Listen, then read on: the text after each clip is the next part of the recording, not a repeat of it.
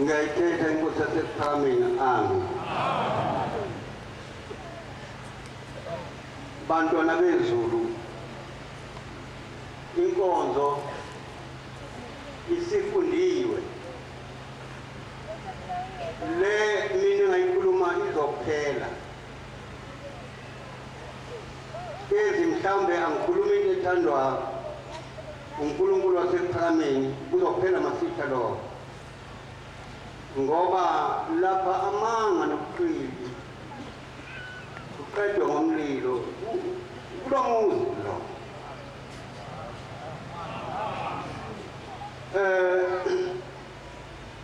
Inkonzo yonke umfundisi uyifundile. Le nkonzo eyifundayo yehle ezulwini yakhandwa. Izwe nomhlaba nezulu kungakababe bikho kona. Ngakho ke abayifundayo naba ihlabelelayo ababe sekunonweni nasebugagwini kuba abanikazi bayezulwini bayizwe ukuthi sekukhulunywa ngendaba manje ephelele.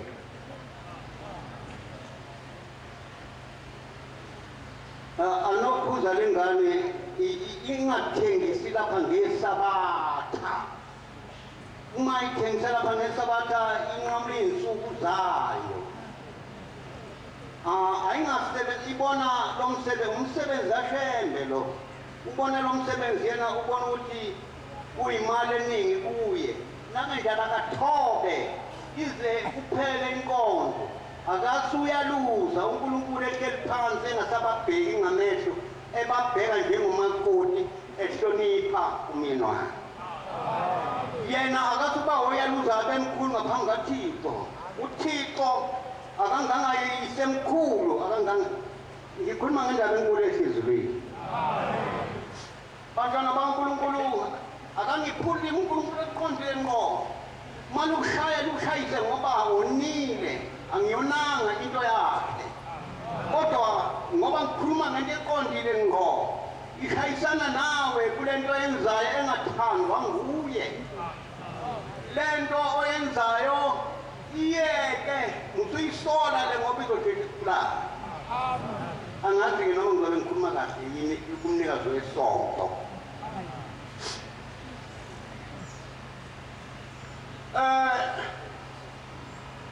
Indaba eyehla ezulwini abantu abanandaba nayo. Namakhosi abanandaba nayo. Le ndaba siyenza imisebenzi emikhulu kakhulu emhlabeni. Imisebenzi engenziwe umuntu. Isiyenzile naphakathi kwale nkonzo enikuyo. uNkulunkulu uthande umholi othe akaniphathe abe umshumayeli. Lo mshumayeli olapha kuleli thempeli wenza izinto ezinkulu ezingenzeki emhlabeni. Ngoba uthunywe umnikazi wale nkonzo ukuthi kazenze. Ongathunyiwe angeke azenze owenza ngobuqili bakhe. Nami uqobo lwami nginesandla phezu kwekhanda lami. Isandla esikhulu sikaNkulunkulu esingidingayo ukuthi angime ngiqonde ngoba ngizoma phambi kwabantu njengoba naye noma ehamba iphunga ngilizwa lapha hamba khona mina anguncengi ukukhumbule lo lokutshela into yini hayi ukuthi ngizokuncenga ngoba nakhuluma iqiniso elingafiyo.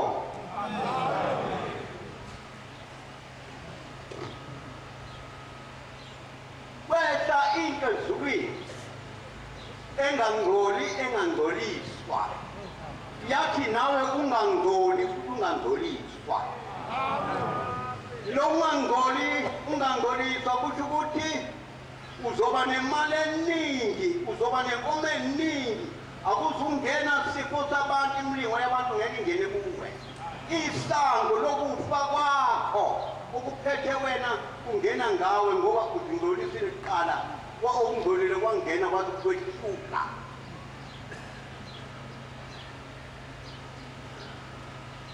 ngizovulela incwadi kaJobe ngivulela isihlabelelo 93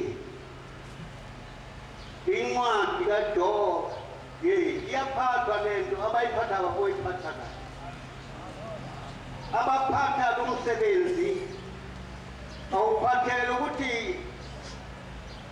akugcinwe ilanga lishone akusheshe lishone ilanga lizophuza amathi uphathelwa ukuthi bengaphakathi egazini lapho lokhu kukhuluma ukukhulunywa lapha ekhaya nokukhulumayo uyakuzwa wena ohleli phansi ngoba ukhuluma ngento engaphakathi kwezibilini zakhe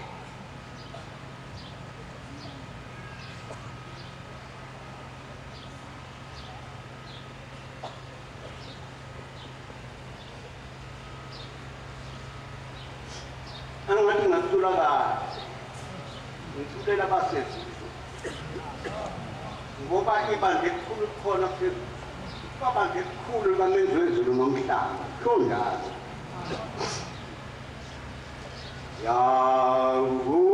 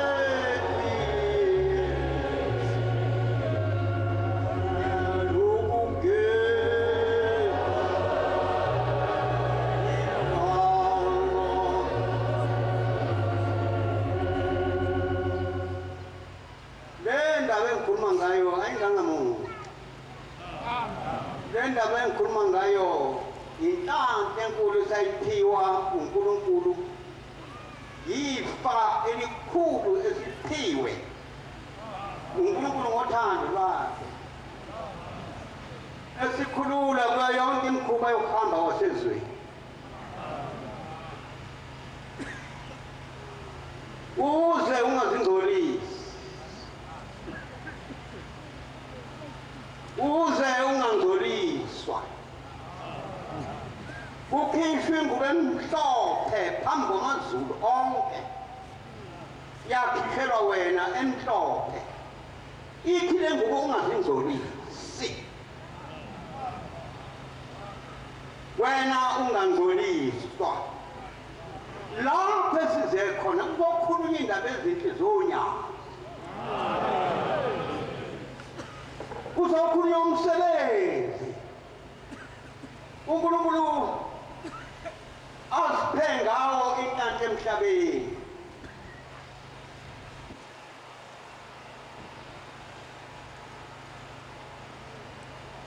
Ikhulunywa kanjani le ndaba? Khona okwazi ukuyikhuluma igagu umnike manje, khona okwazi ukuyikhuluma ngaphandle kwakhe.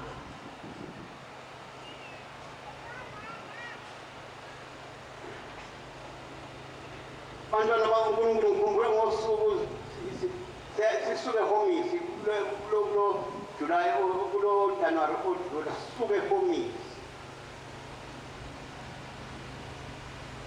Sathi uMakusa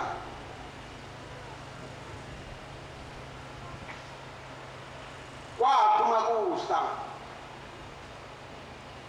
ngo-2 noma engakashadi, uyazi umhlumela ucele wayekhona.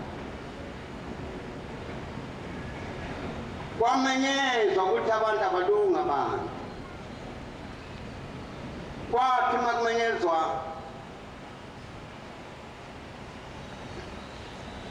saqaqa modokodo, ngaqaqa koze kwaba late.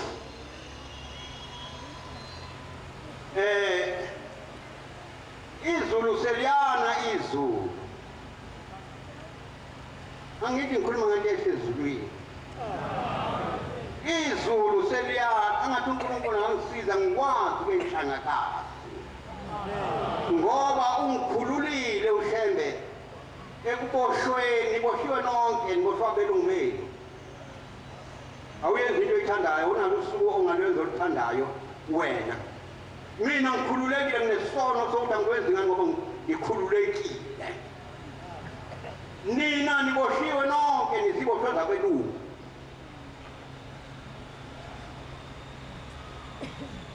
Kwathi ngaleso sikhathi sebekuthene kuyo inkosi, ngathi uma ngithi ngiyaqeda ukuqhaqa kwehla umbane ezulwini engakaze ngiwubone, kwehla unyaza ezulwini engakaze ngilubone. Ngaleso sikhathi inkosi iphandle ivule i-umbrella, ngoba kwehla ngeke uyivule i-umbrella kulola nyazi ufabana kanye nayo.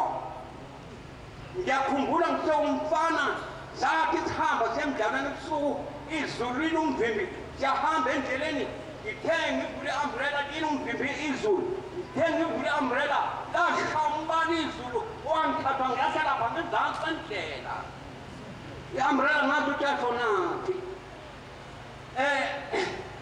Konke saphiyelela ngoba angenzanga lutho umbani ukuthi ichithibani, kodwa wangikhombisa ukuthi angivulele i-umbrella.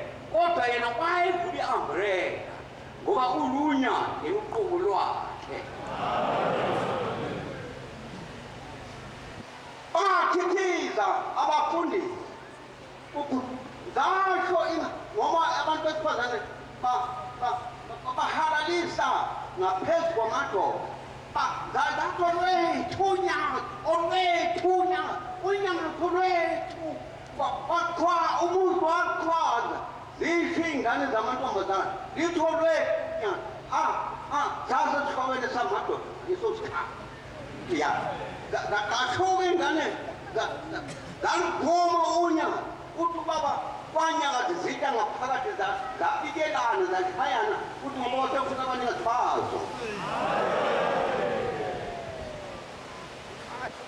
manje ngiyafisa ukuthi uma ngikhuluma phakathi kwalaba bantu bakhe abakhiwe uThixo ukuthi bayizwe bayibone lento ngikhulume into eyiqiniso ngoba manga ayaphela iqiniso alipheli uzuye nalethune kuvuye nalo uye kuye ubuqili buyaphela uyabona ngekhaya ngifake ibuko emehlweni bengumuntu ofake ibuko engasaliboni nencwadi lengasayiboni kodwa ngokufika ekhaya amehlo ami avuleka ngoba ngangasaboshiwe ngangenza ngikhumbula obaba ngenza into engiyithanda kubaba konjani ihlabi inkomo kuyisho badlana manihlabi inkomo inkomo anihlabi ikwenzani kanti inkomo engakwenzani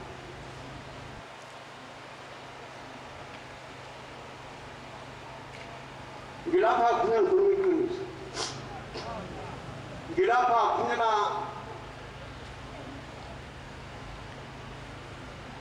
ngiluse ngezwi lakho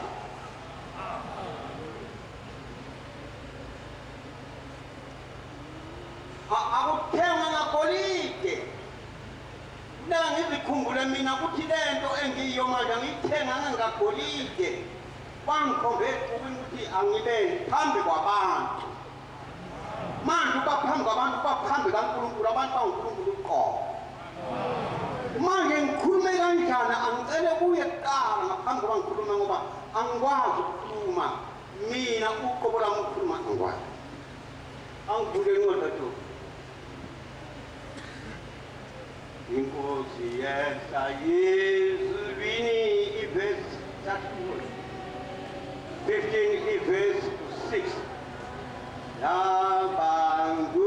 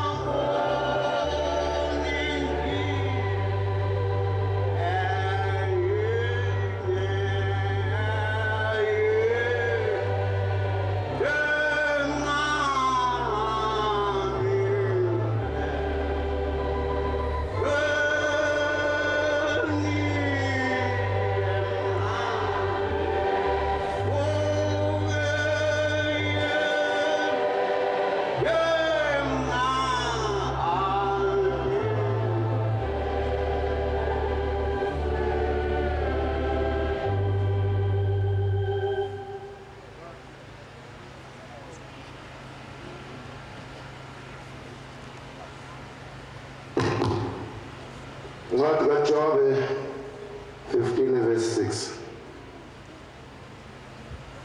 Umlomo wakho okulahlayo asimina lahla wena mfundisi kuphuma la uyazilahla izindebe zakho ziyafakaza ngawe wena mfundisi phezwaleli bantu kukhuluma kabi hey lapha khona isikhetho esikhetha umuntu othi uyazi uzokhethwa noma uhlanganyela ngana uzokhethwa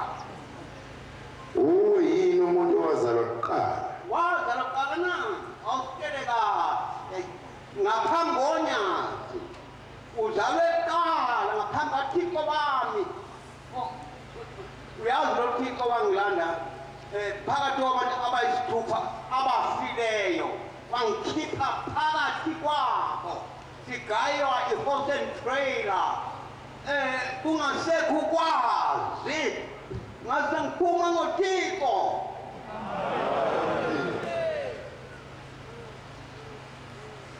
wenziwa zingakabikho izindaba na ubani wenze indaba zingababikho ufatweni uyaziphela amen uzwile yini imfihlakalo kaThixo na uyizwe kahle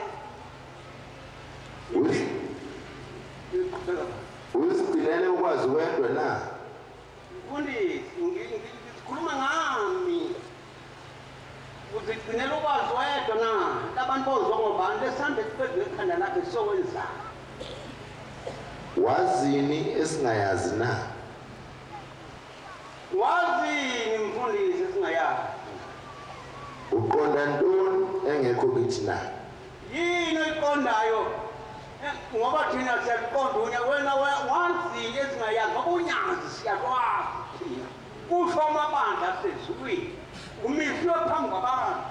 Uzigcinele wena ukuthi umkhulu phambi kwabantu awusisi isebenzi na? Kuphela ukuba isisebenzi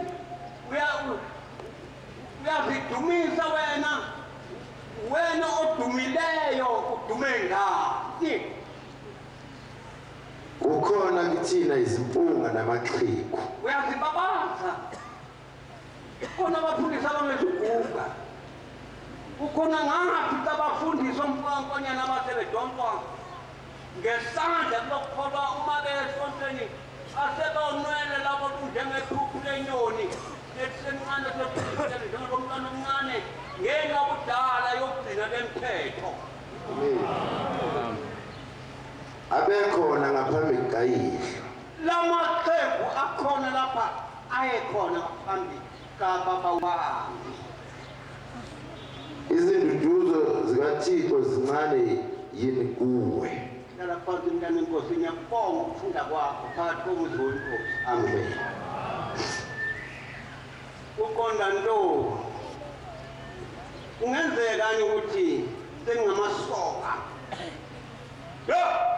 Ngakho phela ngithatha umsebenzi wezwe nokuhle ngaphansi esondweni. Kungenzeka ntoni? Lokho kungenzekani ukuthi ngingamasoka ngiqonyiwe lapha phakathi kwalomuzi kaThixo na? Nanti ilizwi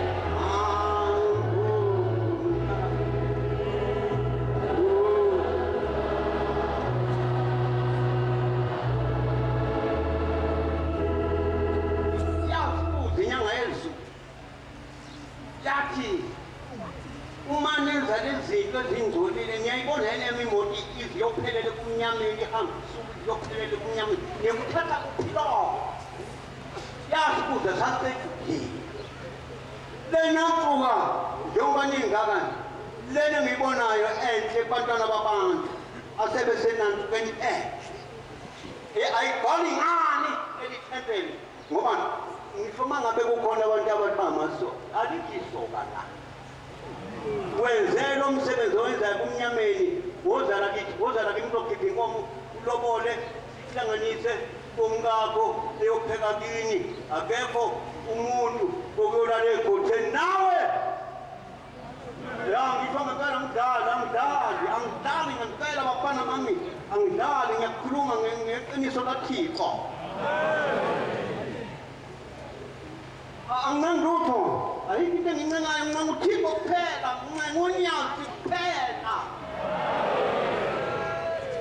Lolo lwafika loma lakhanya la kwalova abafana emsebenzini bathi ngeke siye emisebenzini yabelungu uma kukhona uThixo ezweni lakithi. Bayeka bahlala lapha ingane zadudulana lapha izoni ezingakholwayo ngoba sekufika okuphelele sikomdalo zensuku. Ngiyancenga nonke bafana bezulu ziphatheni kahle kuNthixo. Wena wona wazi uyokhalela ubani, wena owona wazi ngoba kungazi kuya wathi umfana kwaSithole umphathi uSithole nangapha esiphiweni esemithi siyintombazane phakathi kwamantombazane sahamba sayanyangeni yezulu thathi masikenyangeni yezulu yasithi ukwenzile lokhu kwathiwa yebo kusebenzile yathi hey leka kume inkomo khona manje akakade umkakhe namanje ngithi abafana balaleli izwi laThixo umkakhe namanje wathi ngoba uma behlukaniswa lolu thando aluthole komfana alusome liphele akaye kuye aphelele kuye aphenjani qonda ntoni esingayaziyo yini into iqondayo thina singayaziyo ubani owahlaba inkomo ebonga ingiyano sekhanda lakhe umqhele kaThixo ubani phakathi kwabantu khona yini ngoba lezi zinto kufanele siyibonge uNkulunkulu ukuthi amadoda kuqala ayefaka ungiyane emakhanda kuhlaba inkomo yakhehlwa uNkulunkulu senikhehlile madoda sezulwini manje lolu khehlo ngingabongwayo olwane ngoba amadoda sendulo aye hlaba inkomo ezokhehlwa yini singezi size kuhlaba inkomo siphe sihlale sibayeni nangithanda ngihlale ngejazi lami kuthiwa uyabonga ukhethile bezokhehla wethu omkhulu ngale kwethuna behambe bekhaya ezulwini betomdedela ngini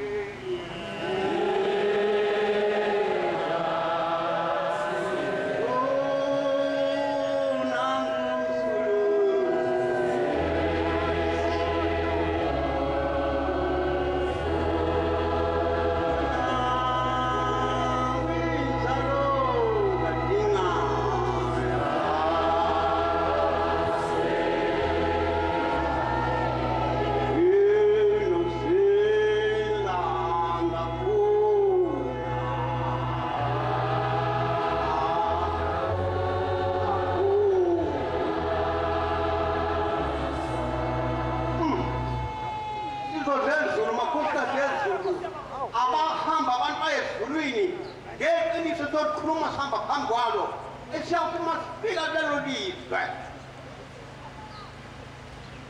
kulindaba lisakhuluma kahle emhlabeni icala lingangabizwa phezulu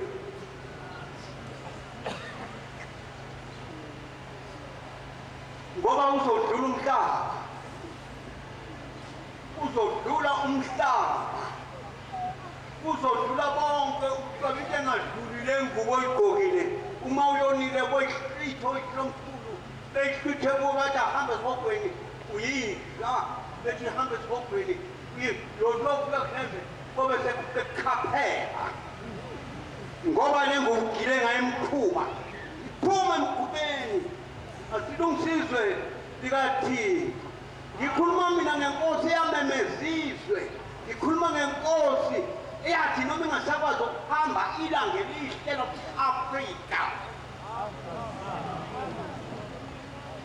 lingasakwazi ukuhamba uphila awuye nhlangakazi uphila elangami intaba zasenkandla yazazi ukhanyile lakhona khona ithuna lacetwayo yazazi ukhanyile lezo ndaba lapho khona khona ithuna kaKing Cetwayo Zulu uyikhumbule indlu basenza ngakhona nodingane echithekileyo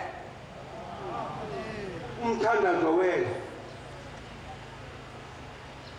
uthi umathundu ngathi mase ngimbelethe siyowela umfula ngicabanga ngesuse ngathi sengimbelete ngase ngikhakhazela umzimba wonke akwavuma ngithatha unyawo ebelethe izulu nomhlaba akwavuma ngulithatha unyawo yaze yabiza ubhoko lwayo yathi kuhlaba ngaphambili uthi aqina amathambanga ngathi amaNazaretha angikhanda ngamatshe mangiyeka inkosi yemuka namanzi amaNazaretha angikhanda ngamatshe angiyoba lutho ngiyokuphela uthi ngase ngiwela naye uwela umkhulu ugcwele uyolandizwe enkosini yakugcina ubulwimpi uKing Cetwayo owala udedwa shana namangisi zibuka zonke izizwe usemini lapha entabeni zaseko kuphi esandlwayo yebo sandlwane nesindaba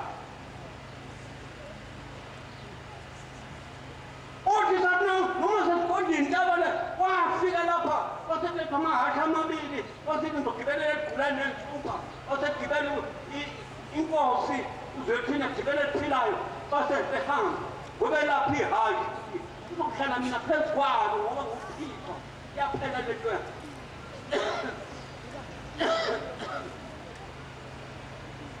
ngiyaqolisa engilosini impilo yini angazi uthi umfundisi umathunjwa sathi noma sesifela lapho izwe lasekade likhuluma belilaphi esihambeni njengabe ngizomthophala ngemhlawo sihamba uthi lapho inkosi sigaqa ngamadolo iyakhona lapho yathandaza umthandazo yathandaza umthandazo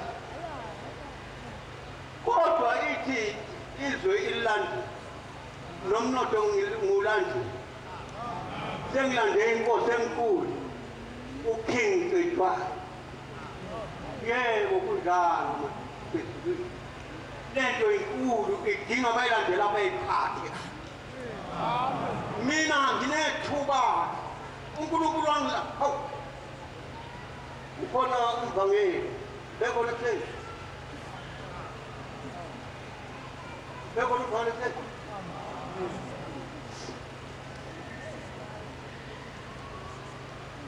ngisholo ukuthi ungakhulumi kakhulu kanti umvangeli mdala kunami nangiqala inhlonipho ngiyiqali uNkulunkulu akayibuzwa ngokukhulumayo umanga ngiba mkhulu nanginciphe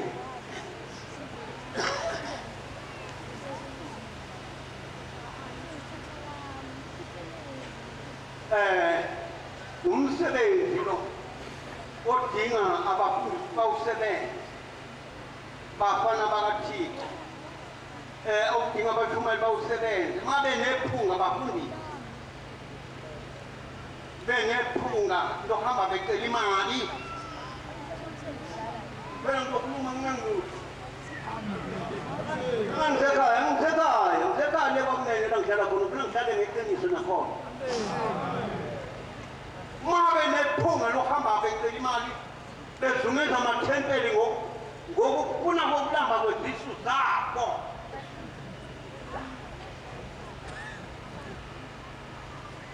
ubani ongazange lapho uyosebenzela indlu kayise ubani ubani ozela igole ngeyili anzile uyosebenzela indlu kayise isebenzele noyise ubani ongenazandla zakhe zokuba azilungiselele ukudla zokudla kusasa ubani ubani ongenamehlo ukuthi ngoba wakhulunywa ngento eyodwa engafi umhlabathi wakhulunywa ngento engasuki kuwe ingubo ohamba phezu kwayo ingubo futhi ezokwembesa usulela ethuneni wakhulunywa ngalezo ezinjalo futhi ukudla nokuthola khona konke nemali phezu komhlabathi hayi ngisindoda ihlala endlini unekhombi ngihlala endlini kahleka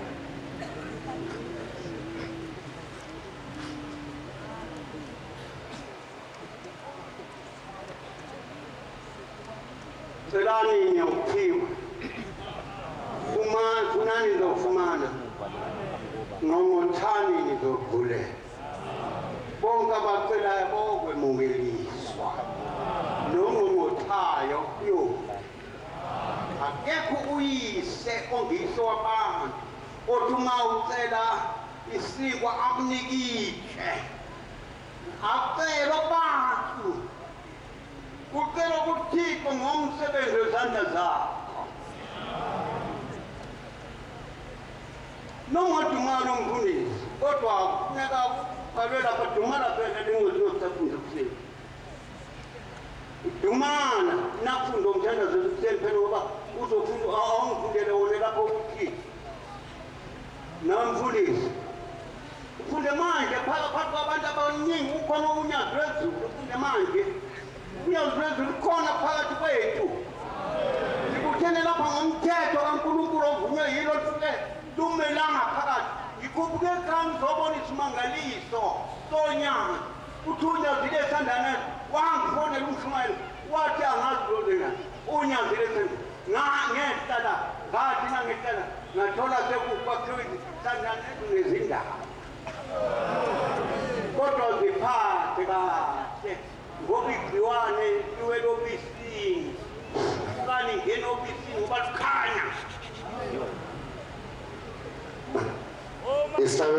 somthandazo wokuvuka ivesi lika-29 uma ungumfundisi uma kokothisa impela ezwe angazi ukuthi kodwa leli paradise leli ngimi kulo indaba yakuni bomhlaba ngesikhathi bekukhulunywa uma ungumfundisi ukuzifundisa wena ukukhuthala uma umfundi ukozifundisa wena ukukhuthala ukuze abantu babonele kuwe ukuthi wathi uNkulunkulu akusetshenzwe ukuze izwe libone kuwe ukuthi wathi uNkulunkulu angifuna ukukhuluphala ngibe nelunda ngifuna nje ngibeyipholosana ngeke ulibona ukuthi lemncetana ekhehla ngathi lemncetana ebheke ukuzwana ekhaya ya ngijalo ngaphansi kwekhanda baba ngiyandiphumula ngamina kulunga verse 30 uma wena mfundisi oyinhloko yokuvilapha kubantu awuzukuba umthwalo phezu kwabo na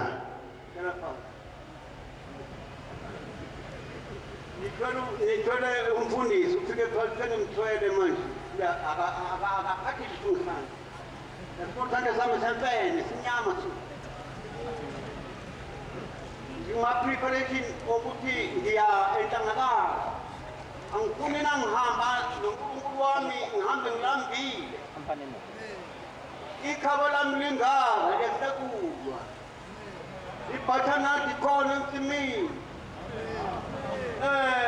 omunye umbile ngiqalile ukulobathi ngolisenhlangakazi lokhumayo bebe ngitshela ukuthi kuthengiswa ngothengisa ifudo hhayi uhlanga oluzoluwoma eliqhothe 3 times ngonyaka ukudla phansi ulime ngonyaka njengoba ngilima ngazi ukuthi lesizile yokuqala lesizile yesibili inyanga ka-6 lesizile ika-3 months inyanga ka-9 lezinyanga ezimbili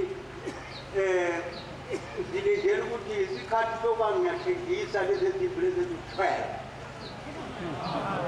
amasizini awu-3 okuyaba ngensimini kumile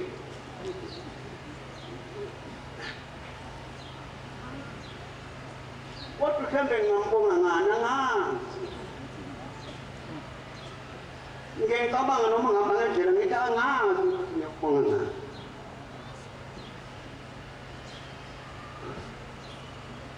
ubonga ngani opha umuntu isipho esikhulu kangaka inkomo ngiyithenga ngisekha ngiyihlabe ngiyithenga inkomo ngisekha ngiyihlabe into nje eyangilimaza yinye ngaliwa izingane bangane abafazi ababiza ngane zangiqeda inkani ngangafuni uba nomfazi oyedwa akudala abantu abanye abathi ngithule nje kodwa sengibubunyazi beqonda ukuthinga ntana sengithule sengibuka lona ukuthi ngempela ngize ngibeyidle ngoba nekhona ukuthathila asekho sengikhonzela zona zingaphansi komhlabathi sengikhonzela zona manje ukuthi uma ngabe zibulawa isono sokuthi ngingayitsheli iqiniso asithele naleso sono singabizwa nazongena ezulwini kanye mhlawumbe ngiyongena mhlawumbe ngingena ngazi lapho-ke sikhuluma indaba ezokuphela ngomhla kuphela funa siyikhulume umhlaba sihamba phezukwane elanga lesibili phezu komhlabathi uma ilanga liphuma liphumele kwenzani ukuthi kulalo phansi umahlona lithonele kwenzani ukuthi kwenziweni naliphuma liphumele kwenzani khanyiselani uma lishona lishonelani uzolela kangaki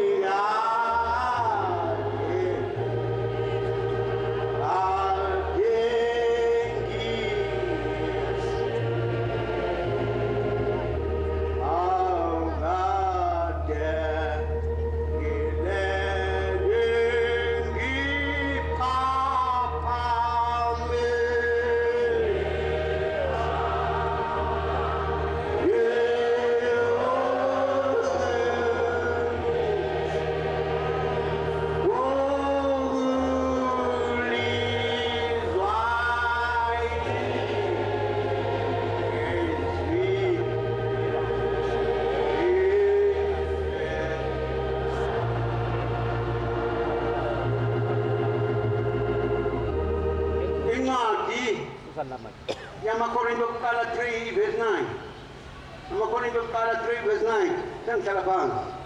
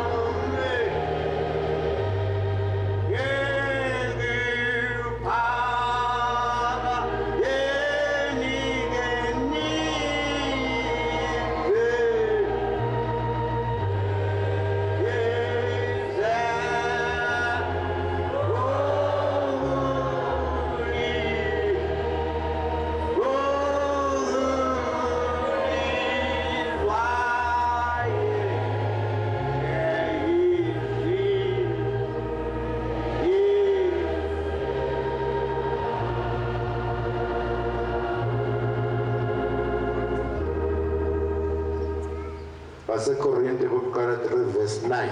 Verse 9. Ngokuba thina siyizisebenzi zikaThixo. Ngokuba bafundisi niyisebenzi zikaThixo. Nina niyinsimu kaThixo. Nina bandla niyinsimu kaThixo, fanele ithele izithelo zikaThixo. Niyindlu kaThixo. Izithelo zikaThixo niyifundiswa abafundisi bethu benu, eniyifundiswa yithina. Niyindlu, nisendlini kaThixo, njengoba ngilapha niyindlu kaThixo.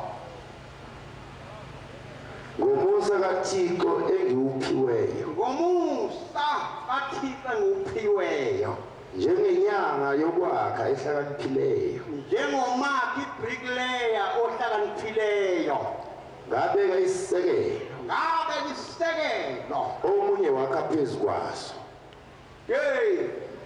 Ngabeka isisekelo esabekwa umqalo wendlela.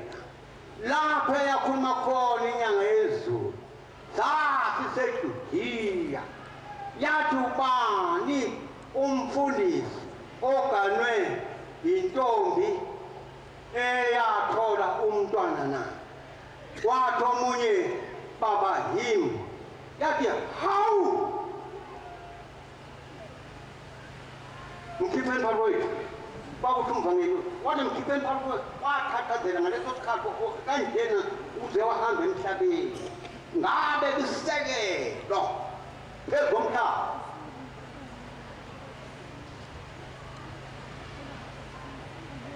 Kepha kube yilowo abheke ukuba akhe kanjani phezu kwaso. Akube yilowo abheke ukuthi uzohlala kanjani kule ndlu angene kuyo. Akube yileyo loyo nalowo azihlole ngaphakathi. Nayingabonteya babonisi ukuthi lokhu ngakwazi ungathi uyakwenza izinto ungazibuzanga ngoba kusebenza ikhanda lakho. Mhlawumbe le nto sesikhopeni uzothi iqinisile le nto le ngoba mina ngibona kanje. Musa wenze uzuthatha isinqumo bheka ukuthi wakha kanjani. Ngokuba esinye isisekelo singebekwe muntu. Asikho esinye isisekelo esiyawubekwa ngaphandle kwesisekelo esibekwe ubabamkhulu ozalwa unyazi phezulu obonakala entabeni zasentabazwe mhla zulutha intabazo ebenongekho zakho ezawushaya unyazini wezulu. Kuphela ileso esibekiweyo. Esibekwe ubabamkhulu umqalo lokukholwa esiuJesu Kristu. esiwuhlembe unyazi lwezulu. Uma umuntu akha phezu kwaleso sisekelo. Uma wakha phezu kwalesisekelo igolide. igolide banelantha laba wakha ngegolide. Isiliva. Isiliva. Amatshe amahle. Amatshe amahle. Imithi. Imithi. Utshani. Utshani. Izibi. Izibi. imisebenzi yabantu bonke iza kuvezwa obala. Yonke imisebenzi yethu sonke yezosuku izawuvezwa obala. Usuku luza kuyitshengisa. Luthunyazi ngicela ubaba umnikazi wokukhola angithethelele, ngicela umkhulu angithethelele, ngicela ubaba angithethelele ukuba kuthiwe bawuhlunga phambili, ithi ungibahlunga khona la. Ngokuba iza kubonakaliswa ngomlilo. Yonke imisebenzi izabonakaliswa ngomlilo. Umlilo uza kulinga imisebenzi yabantu bonke. Umlilo uzolinga yonke le misebenzi Ukuba injani? ukuba injani. Uma umsebenzi womuntu Uma umsebenzi womuntu awakhileyo phezu kwaso awakhe phezu kwalesisekelo umi uyakwamukeliswa umvuzo. uyokwamukeliswa umvuzo. Uma umsebenzi womuntu usha Uma usha uyakulahlekelwa. amen. Utshani kuyasho izinto ziyasho. Ufuna ukwakha ngani? Ufuna ukwakha ngani? Usukhathele ufuna ukudla. Kodwa ngiyakhuluma kwindaba yami. Ngikhuluma phakathi kwenu. Ukungibona phakathi isikhathanyana ngibona ngoba kunento ethi manje ngibone namhlanje. Hayi angivakashele. Kunento ethi mangi ngibone namhlanje. Ngibhizi kakhulu ekhaya. Ngilungiselela indaba enkulu enhle ekhaya. Lapho siyakhona. Ngomhla wokuphela abantwana benkosi eqinisa likhulunywa manje sihamba la emhlabeni. Imisebenzi yonke izobonakalisa izohlolwa ngomlilo. Abase verse 2 verse 20. Sengihlala phansi.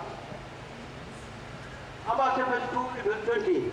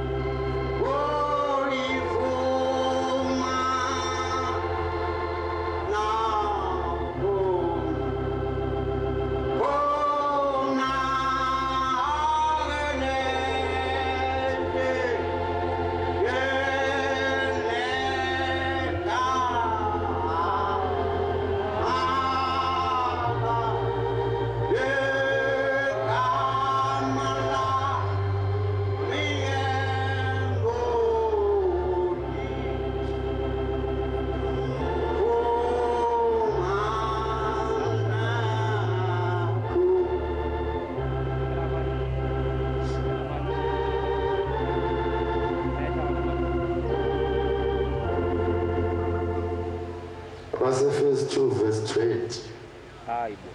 Nakhiwe phezu kwesisekelo. Nakhiwe phezu kwesisekelo.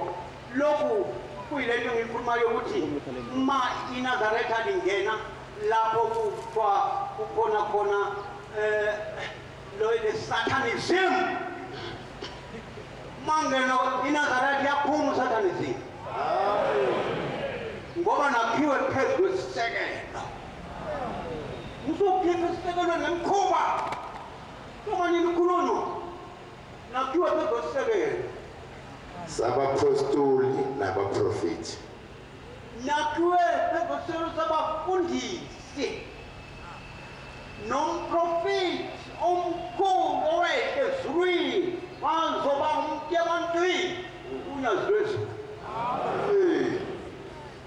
uJesu Kristu uqobo lwakhe Shembu uqobo lwakhe. eyitshe eliyisisekelo egumbini. Inkosi sizihlala phansi. Amen. Ngiyabona kunesentence olibonayo libuhlunguleyo. Cha, hlala phansi. Ushembu uqobo lwakhe. Eyitshe eliyisisekelo phezu komhlaba nezulu. Uma phuma kulomhlaba uzofika unyanga ngempela la uyakhona. Uphuma kulomhlaba namhlanje noma ngafa manje lukhona la ikhawuzo phambili. Ngikhuluma ngonyaka lwezulu mina uhlamba ongasiyo. Nkosi usenizwile amen. Nkosi usiqhawe ncane.